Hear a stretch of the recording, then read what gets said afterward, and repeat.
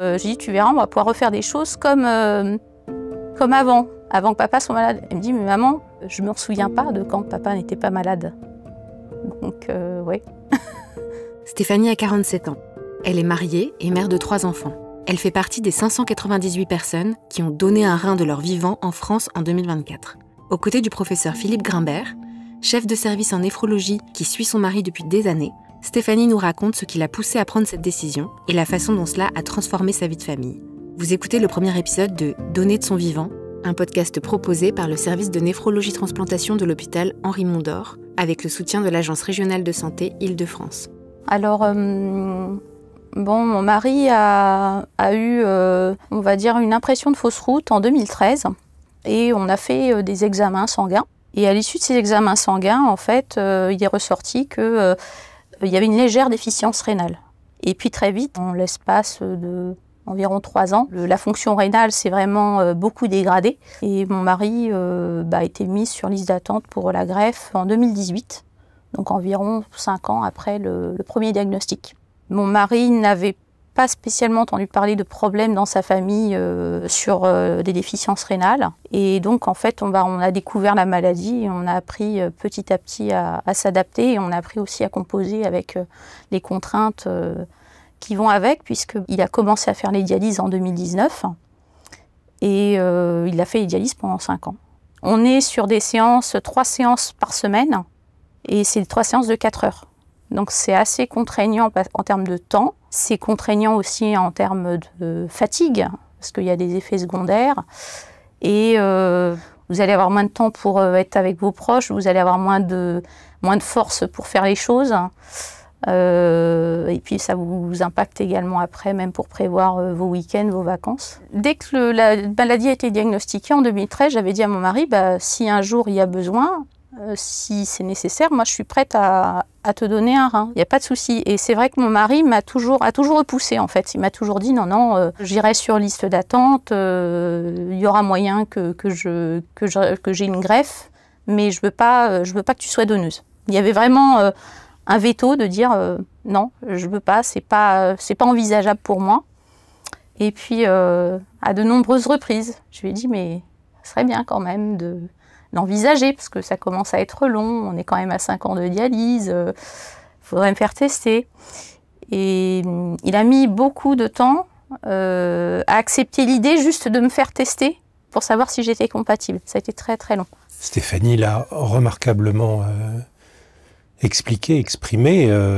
On a aujourd'hui un écart important entre le nombre de patients qui sont en attente d'une transplantation et le nombre de greffons disponibles par le fait exclusif de ces dons post-mortem. Il n'est pas du tout exceptionnel d'attendre 3, 4, 5, voire 6 ans sur liste avant de pouvoir bénéficier d'une transplantation à partir de ces donneurs. C'est évidemment très préjudiciable pour la vie personnelle, pour la vie familiale, mais ça l'est également pour l'organisme.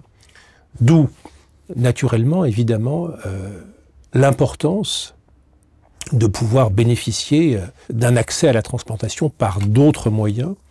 Et malheureusement, il n'y en a pas 36. Le don vivant est évidemment la situation qui offre de façon la plus évidente et la plus simple la possibilité de raccourcir cette période qu'il y a entre l'annonce de la maladie rénale à un stade sinon terminal, au moins avancé, et cette possibilité de transplantation. La principale raison qui fait de ce traitement, de cette solution de transplantation, évidemment une proposition à privilégier, c'est d'abord le délai d'attente. On sait très bien aujourd'hui que plus ce délai d'attente va être court, plus les résultats de la transplantation vont être meilleurs. L'autre raison, c'est que la qualité de ces greffons, elle est par définition toujours meilleure lorsqu'il s'agit de donneurs vivants que d'organes qui sont prélevés chez les individus en état de mort cérébrale. Ce sont des organes qui souvent proviennent de sujets en bonne santé, qui sont souvent un peu plus jeunes et qui sont réalisés dans des conditions évidemment souvent bien meilleures que celles des transplantations qui sont réalisées dans des situations d'urgence et sans avoir souvent la possibilité d'apparier au mieux le lien, la relation qui va exister entre l'organe qui va être transplanté et le patient qui va le recevoir. Mais bien évidemment, l'objectif qui va être le nôtre est de ne pas rendre malade quelqu'un qui ne l'est pas, puisque par définition, un donneur de rein est quelqu'un qui est en bonne santé. Nous avons en France et dans tous les pays de développement équivalents un niveau d'exigence tellement élevé que l'on peut considérer que cette procédure va se faire dans une sécurité non pas absolue mais relative extrêmement élevée. Et que, évidemment, on a la possibilité, avec le recul, d'évaluer que eh bien, ces patients mènent une vie qui est normale dans l'immense majorité des cas. Et c'est vrai que ça a un côté très rassurant de se dire, s'il y a la moindre petite chose qui empêche de donner, on ne va pas me mettre en mauvaise santé pour que je sois donneuse, et ça, c'est rassurant pour tous les deux, pour le donneur comme pour le receveur, je trouve. En fait, le plus dur, ça a été qu'il accepte de me faire tester. Parce qu'une fois qu'on a lancé tous les tests et tout ce qui allait avec, il avait commencé à se faire l'idée. Mais le plus dur pour lui, ça a été d'accepter, de dire, j'accepte de voir si tu peux être compatible, et j'accepte éventuellement, si tu es compatible, que je reçoive ton rein. En fait, ce qui a fini par le convaincre, c'est de lui dire, on fait le test, et puis si je ne suis pas compatible, comme ça, ce sera réglé. Puis on a dû se voir commencer vraiment à lancer les tests en octobre. Les examens que l'on fait pour tester la compatibilité, ce sont des simples prises de sang. On va vérifier le groupe sanguin du donneur et le groupe sanguin du receveur. S'ils sont incompatibles, le degré d'immunisation contre le groupe sanguin du donneur que possède un receveur. Et puis à côté, on va faire un test qu'on appelle un test de cross-match pour s'assurer qu'il n'y a pas un taux d'anticorps qui s'opposerait à l'acceptation du greffon et qui nous mettrait dans une situation de risque de rejet que l'on va juger comme étant excessive malgré les différents traitements immunosuppresseurs que l'on possède. Malheureusement, il arrive dans un nombre de cas qui n'est pas négligeable qu'il y ait déjà une réponse immunologique à l'égard de son donneur potentiel qui fasse courir un risque de rejet trop élevé. Et à ce moment-là, évidemment, on ira rechercher une alternative, et en particulier un donneur vivant, vis-à-vis duquel l'incompatibilité n'est pas aussi importante. Et aujourd'hui, tout le monde peut donner un rein à tout le monde, à n'importe qui, à partir du moment d'avoir un lien affectif stable depuis 2 ans au moins. Ça inclut tous les liens familiaux, tous les liens de sang, mais pas seulement. Les dons entre époux, entre conjoints, entre amis, entre confrères, entre collègues, parfois, ce lien affectif étant purement déclaratif, même s'il va faire l'objet évidemment de quelques évaluations.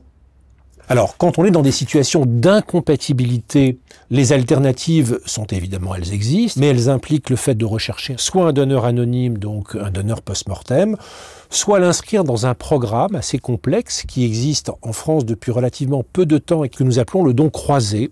Alors le don croisé, c'est une situation très simple. Il faut se représenter 2 couples, A et B, qui ne peuvent pas échanger, qui ne peuvent pas se donner un rein, et puis un autre couple, C et D, qui sont dans la même configuration. Eh bien, on va effectuer simplement un croisement, c'est-à-dire que C va donner à A et B va donner à D, à peu près au même moment, et donc chacun des 2 receveurs va recevoir un greffon issu d'un donneur n'appartenant pas évidemment à son lien familial, à son lien affectif propre, mais en miroir d'une situation comparable et qui va donc permettre de lever cet obstacle immunologique dans un certain nombre de considérations. J'en ai entendu parler quand j'ai fait les tests. Parce qu'on a eu une réunion où on avait des témoignages de donneurs et on nous en a parlé à ce moment-là, de ce don croisé. Et je me suis dit vraiment que c'était une belle opportunité pour les gens qui ne seraient pas compatibles. Je pense que, moi, en tant que donneuse, je me suis posé la question de me dire qu'est-ce qui va se passer? Est-ce que ça va bien se passer, mal se passer? Oui, dans un coin de ma tête, je me suis dit, ça peut ne pas fonctionner, parce qu'on est obligé de le garder en tête, mais pas d'inquiétude parce que, moi en tout cas, et je pense que mon mari aussi, on s'est toujours senti très entourés. Donc on a fait la greffe, c'est en mars 2024. On a fait l'opération quasiment, on va dire, en même temps, à 2 heures d'écart. Mes enfants étaient très contents de me voir rentrer, rassurés. Ils étaient pressés de voir leur papa, mais je crois qu'ils étaient très rassurés de voir leur maman dire « Bon, ça y est, elle est rentrée, elle n'est plus à l'hôpital, tout va bien. » Il faut un petit peu de temps pour récupérer, mais par contre, j'ai senti le bénéfice bien avant pour le cadre familial, puisque du coup, mon mari a dû rentrer peut-être, je crois, 8 à 10 jours après l'intervention, et puis il n'y avait plus besoin de dialyse déjà. Donc ça a changé notre quotidien tout de suite. À peu près, peut-être 1 mois et demi après l'intervention, on avait une cousinade de prévue. Donc on a pu prévoir notre cousinade en province. Je pense que c'est peut-être le moment le plus marquant en termes de vie de famille. C'est qu'on a pu se retrouver tous ensemble avec la famille et en profiter, pas être en train de se dire il faut la dialyse, il faut... voilà, c'était un moment, oui, de respiration et un moment on va dire de reconnexion à une vie classique, on va dire. C'était le premier épisode du podcast Donner de son vivant, la transplantation rénale à l'hôpital Henri Mondor. Vous pouvez dès à présent écouter le 2e épisode qui traite du bilan donneur dans le cadre d'une procédure de don.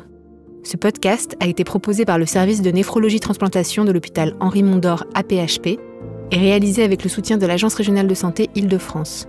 Un grand merci à Stéphanie et au professeur Philippe Grimbert pour leur participation à ce projet.